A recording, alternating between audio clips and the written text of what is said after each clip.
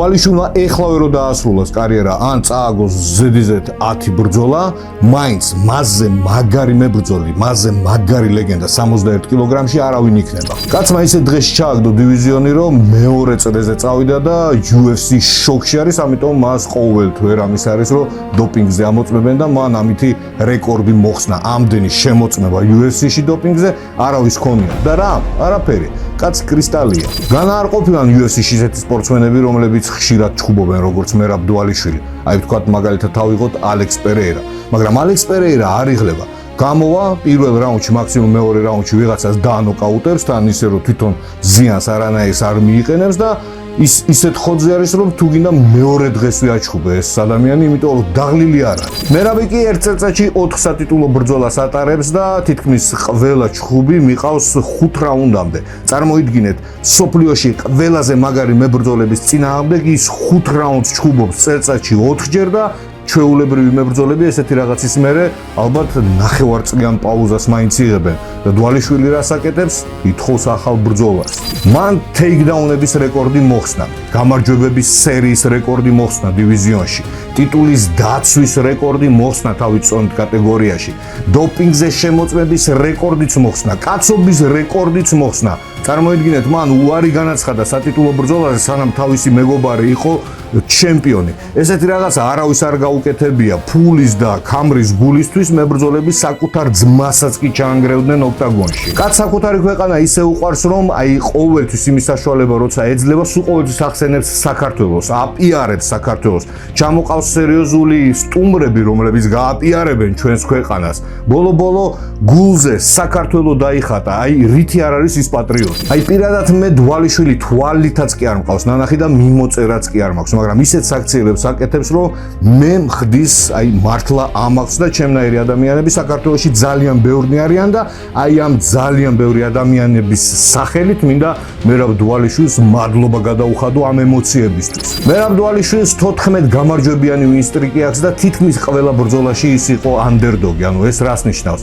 ყოველი გამარჯვების მერე სულ ყველას, მათ შორის ბუკმეკერებს, ტოტალიზატორებს, თვითონ UFC-ს ეგონათ, რომ დვალიშვილი აი ეხლა წააგებს ამ ბრძოლას. მე მგონი ცოტა ეხლა მოვიდნენ ბუკმეკერები აზრზე, რომ აი ამ ბრძოლაში ეხლა 7 დეკემბერს პიოტრიანს რო შეხვდება, ფავორიტი როგორც იქნა მერაბ დვალიშვილია. აი მაგალითად, როდესაც მერაბ დვალიშვილი ჟოზე ალდოს შეხვდა, იმის მიუხედავად, რომ ალდოს საუკეთესო წლები უკვე წარსულს ჩაბარდა, მაგრამ მაინც ყველა გარშემო თვლიდა და დარწმუნებულები იყვნენ, რომ ჟოზე ალდო მას დაანოკაუტებდა, იმიტომ რომ ჟოზე ალდო იყო ძალიან მაგარი ცნობილი იმაში, რომ კარგად იცავდა თავს გდებებისგან და ტეიქდაუნებისგან და მერაბ დვალიშვილის ბრძოლებს რო უყურებთ, ხედავთ, რომ ის ტეიქდაუნებზე აკეთებს აქცენტს და ყველას ეგონა, რომ აი ეხლა ჟოზე ალდო მას დაუბლოკავს გდებებს და დაანოკაუტებს. პრინციპში ალდომ დაუბლოკა კიდევაც მას გდებები, მაგრამ მერაბ დვალიშვილმა ეგრევე გადააკეთა მთლიანი თავისი სტრატეგია, შებოჭა თავისი მეტოქე, დაიწყო პრესინგი და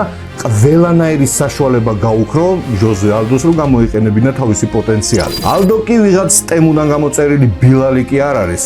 ბოლო-ბოლო ის 10 წლის განმავლობაში დომინირებდა თავის დივიზიონში, ანგრევდა სულ ყველას, ვისაც შეხვდებოდა და წარმოიდგინეთ, 11 ჯერ შემოიხვია წელზე ქამარი და ამ წლების განმავლობაში იმხელა გამოცდილება მოაგროვა, რომ მერაბს ერთი შეცდომა რო დაეშვა, ის სულ სხვა განზომილებაში მოხდებოდა, მაგრამ ეს გამოცდა მერაბ დვალიშვილმა ჩააბარა უშეცდომოდ. სხვათა შორის აი მერაბიც კი თვითონ იძახის, რომ აი ამ ბრძოლებში ყოფილ ჩემპიონებთან ყველაზე მაგრად მას ალდოსთან ჩხუბი გაუჭირდა, იმიტომ რომ გამოცდილ ბრაზილიელმა მისი ყველაზე ძლიერი მხარე დაბლოკა, მაგრამ აი ვერაფერი ვერ გაუკეთა მის გამძლეობას, პრესინგს და აი არაბუნებრივ ძალას. ალდოს შემდეგ კიდევ ერთი ყოფილი ჩემპიონი იყო პიოტრ იანი, სწორედ ის მებრძოლი, რომელსაც სარევანშო ბრძოლით მერაბ დვალიშვილი შეხვდება 7 დეკემბერს და აქაც დვალიშვილი ანდერდოგია, გარშემო ყველა იძახის, რომ პიოტრ იანს უმაგრესი კრივი აქვს დივიზიონში და ის მალევე დააძინებს ქართველს ოქტაგონში და მართლაც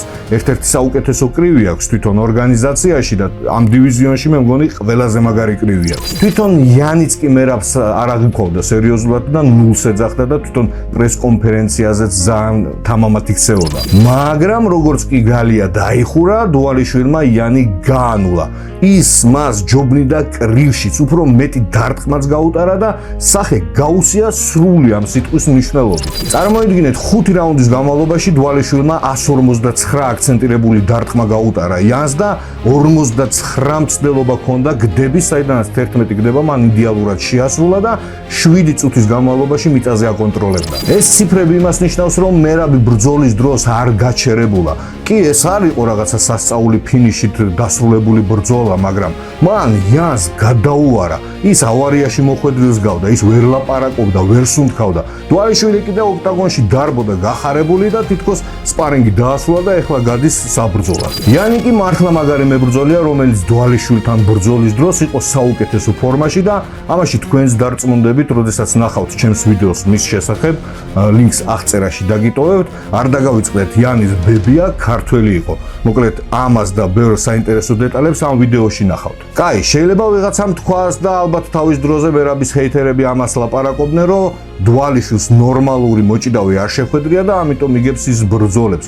მაგრამ ქართველმა ამათაც გასცა პასუხი, როდესაც შეხვდა ოლიმპიურ ჩემპიონს თავისუფალ ჭიდაობაში ჰენრი სეხუდოს. სეხუდო კი უბრალოდ ოლიმპიური ჩემპიონი კი არ იყო, თუმცა ეს ფაქტიც უკვე საკმარისია, რომ თქვა, რომ მას ჭიდაობაში ვერავინ ვერ მოუგებს. ის იყო UFC-ში 2 დივიზიონის ჩემპიონი. წარმოიდგინეთ, ისეთივე ტიპი, როგორიც არის ჯონ ჯონსი, დენიელ კორმიე, კონორ მაკგრეგორი, ბოლოს და ბოლოს ილია თოფურია, მას 2 ქამარი ჰქონდა. ის იყო ნამდვილი გოუთი. და რა უქნა დვალიშვილმა ამ ოლიმპიურ ჩემპიონს, რომელმაც თავის დროზე დემეტრიუს ჯონსონიც კი დაამარცხა? დიახ, ათრიას რო ვიძახი, სიტუაციას კი არ ვალამაზებ, არ ხვდი რაღაცა მხატვრულს და ფანტასტიკურს. პირდაპირ ამ სიტყვის მნიშვნელობით მან ის ათრია ოლიმპიური ჩემპიონი და ათრია იქ, სადაც სეხუდო იყო ყველაზე მაგარი. ამ ბრძოლაში მერაბმა თითქოს ქართული ჭიდაობა მოიგო და პრიზის სახით მიიღო ცხარი, რომელიც ხარზე გადაიკიდა და ეს ცხარი იყო ჰენრი სეხუდო. მაგრამ ესაც იქეთ იყოს, დგომშიც კი მაგარი იყო, მერაბიმ და თითქმის 2-ჯერ მეტი დარტყმები გაუტარა. და აქაც ეს სპორტსმენიც ვიზუალურად იყო განადგურებული. თითქოს ჰენრი სეხუდო საქართველოში ჩამოვიდა, 2 გექტარი ლობიო თოხნა და მერე 100 კილომეტრიანი მარაფონი ირბინა. UFC-ს ძალიან არ უნდოდა დვალიშვილი გამხდარიყო ჩემპიონი, თან იმის მერე რაც დვალიშვილმა თქვა, რომ სანამ დივიზიონის ჩემპიონი არის ალჟო, თავისი ძმაკაცი, ის ტიტულზე არავითარ შემთხვევაში არ იბრძოლებს და ამის გამო დანა ვაიტსის ძალიან მაგრად არ ევასებოდა, მაგრამ ქართველმა სხვა გამოსავალი არ დაუტოვა ორგანიზაციას და ესე ძალა მან მიიღო სატიტულო ბრძოლა მოქმედ ჩემპიონთან შონ ომელისთან. ომელი კი მართლა ძალიან მაგარი მებრძოლია, რომელიც კი გავს ჯამბას, ფერათავიანი ტიპი არის, მაგრამ დივიზიონში ეკითვლება ერთ-ერთი ყველაზე სერიოზული ფინიშერი, რომელმაც თუ მიზანში მოარტყა, ნებისმიერს დააძინებს, მათ შორის მერაბ დვალიშვილსაც.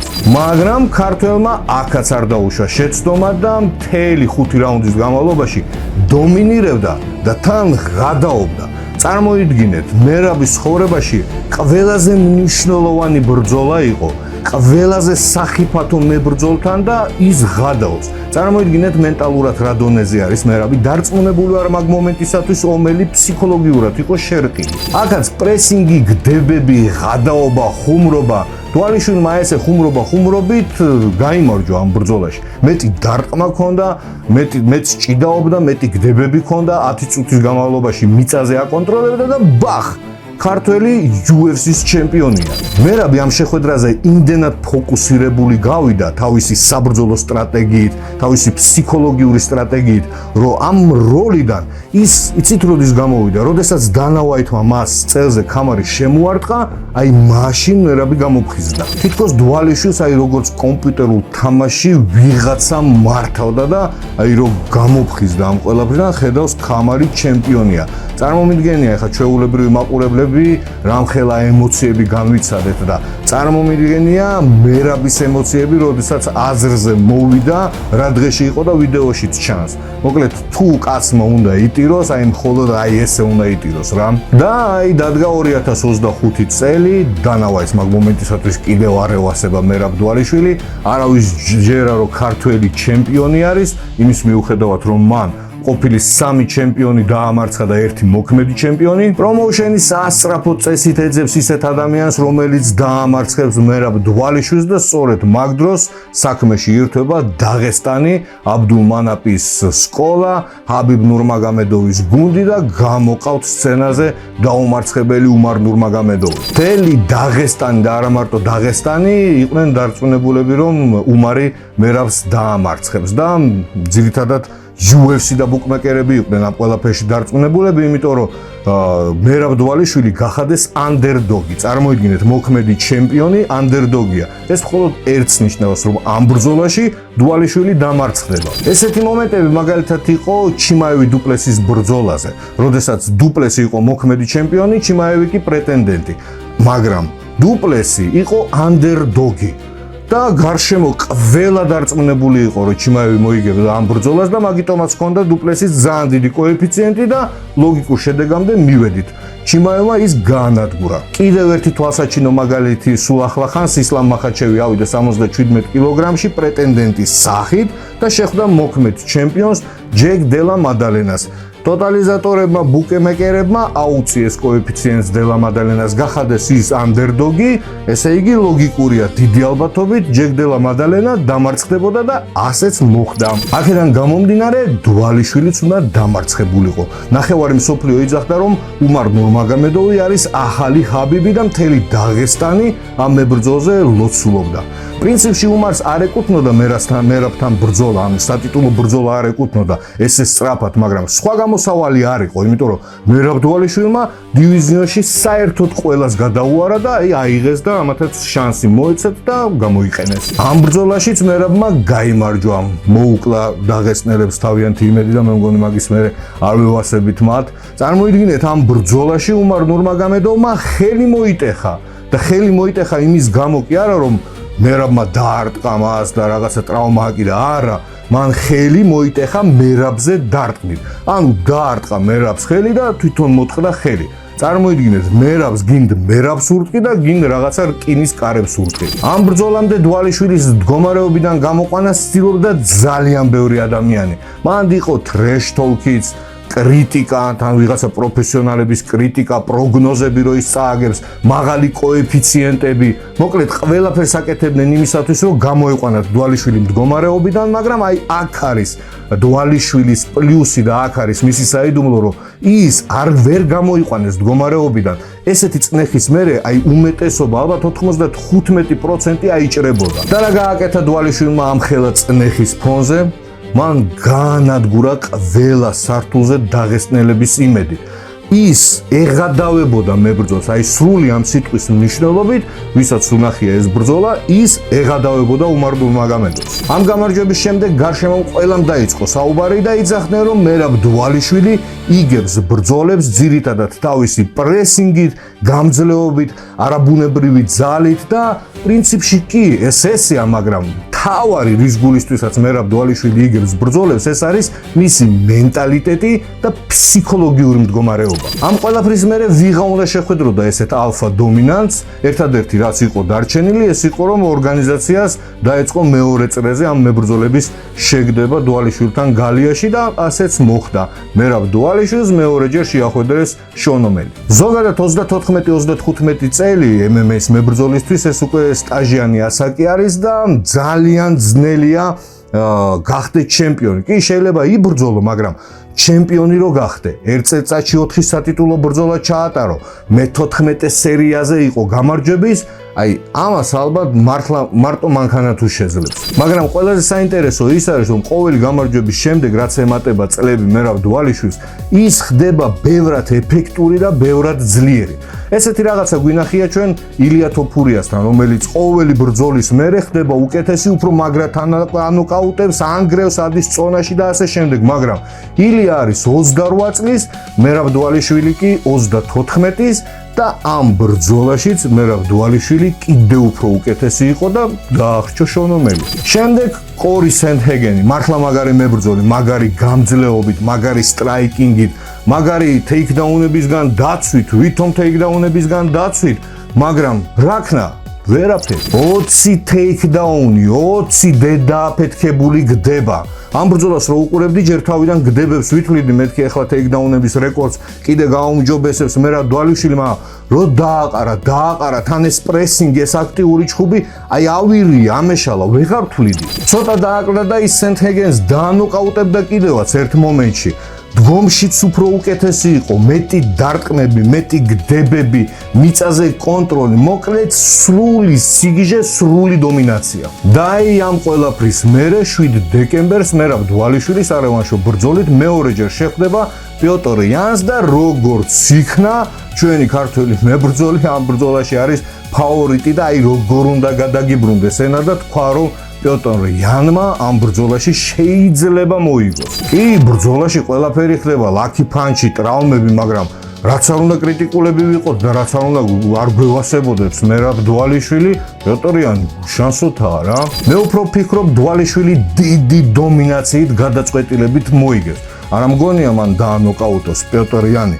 თუმცა რა იცი რა ხდება, აი ხა რო შევხედოთ სენთჰეგენის, მან სენთჰეგენი კინაღამ დაანოკაუტა. სენთჰეგენი კიდე პიოტრ იანთან თანაბრად იჩხუბა. და თუ იქნება ფინიში, ეს ალბათ იქნება საბმიშენი, ან მახრჩობება, ან ხელზე მტკივნეული, ან ფეხზე მტკივნეული, მაგრამ აი ვერაფერს ვერ იტყვი რა, პროგნოზს ვერ დაძებ, იმიტომ რომ ყოველი ბრძოლის მერე მერაბ დვალიშვილი სულ სხვა ადამიანია, უფრო ძლიერი ადამიანია. დვალიშვილის გამარჯვებაში ძალიან დარწმუნებული ვარ, ერთი ის ტეხავს რომ მას ძალიან დაბალი კოეფიციენტი აქვს, მაგრამ არაუშავს.